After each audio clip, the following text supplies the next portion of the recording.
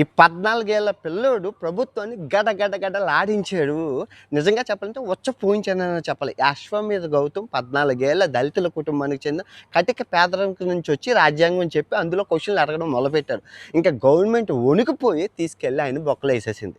So ఇక్కడ ఏమంటున్నానంటే 140 కోట్ల మంది చెయ్యని జనాభా చెయ్యని పని ఈ ఒక్కడు చేశారు. 2020లో నాకు ఎవరైనా హీరో ఉన్నారంటే ఈ అశ్వమేధ గౌతమే. ఎందుకంటే ఆ ఒక్కొక్క మాట వింటే షేక్ అవుతుంది. ప్రపంచంలో ఎవరు సమాధానం చెప్పలేరు. ఆయన ఏమి ఎక్కడి నుంచో అడగలేదు. రాజ్యాంగంలోనే అడిగారు. నిజంగా రాజ్యాంగం అంటే ఏంటి? మన మనుషులు ఎలా ఉండాలి, విధి విధానం ఎలా ఉండాలి, రూల్స్ బుక్. ఈ బుక్లోని రూల్స్ అడిగితే ప్రభుత్వం ఉనికిపోయి జైల్లో పెట్టిందో చూడండి, అది హైలైట్ నిజంగానే. అదే నిజంగా ఆ అబ్బాయి ఒక్కొక్క మాట హిందీ వస్తే మీకు అర్థమవుతుంది. తోటలాగా ఉంటాయి, అంటే కత్తిని గుండెల్లో పొడిచినట్లు ఉంటాయి. అంత షార్ప్ పదునైన మాటలు. సింపుల్ అడిగాడు, దేశంలోని ఇంతమంది బాబాలు ఎందుకు, ఎవరికి ఉపయోగం, సైంటిస్టులు ఉండాలి కానీ దేశంలో ఇంతమంది బాబాలు ఎందుకు అని అడిగాడు. నిజంగా అబ్బాయి చాలా భగత్ సింగ్, అల్లూరి సీతారామరాజు ఈ 14 సంవత్సరాల నుంచే వచ్చారు. అందుకే నాకు హీరో అయ్యారనమాట.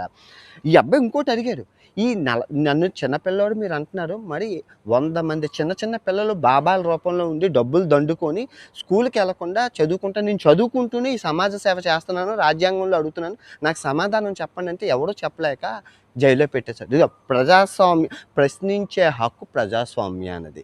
ఈ ప్రశ్న అనే దాన్ని ఈ మతము, ఈ కులము చంపేస్తాయి. మతమేమో మారిపో అంటుంది ప్రశ్నించేవాడిని, కులమేమో ఆధిపత్యం చెలాయిస్తుంది. నీ ఇదే కులంలో నువ్వు ఎందుకు ప్రశ్నిస్తున్నావని.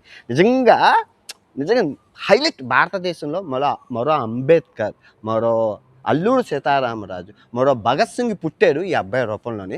చూద్దాం గవర్నమెంట్ ఏం చేస్తుందో తదుపరి. ఫుల్ వీడియో ప్రపంచ యాత్ర కూడా ఛానల్లో పెట్టాను, చూడండి, చాలా బాగుంటుంది. నిజంగా హీరో అబ్బా. ఈ 2026లో నా హీరో ఎవరంటే ఈ అశ్వమేధ గౌతమ్. ఇన్స్టాగ్రామ్లో ఫాలో అయ్యి అవన్నీ విన్నాను. మీకు హిందీ రాకపోతే ఎవరినైనా అడగండి, చాలా చాలా చాలా చాలా చాలా చాలా బాగా చెప్తున్నాడు. సమాజానికి, నేటి సమాజానికి ఆ అబ్బాయి ఉపయోగం చాలా చాలా ఉంది.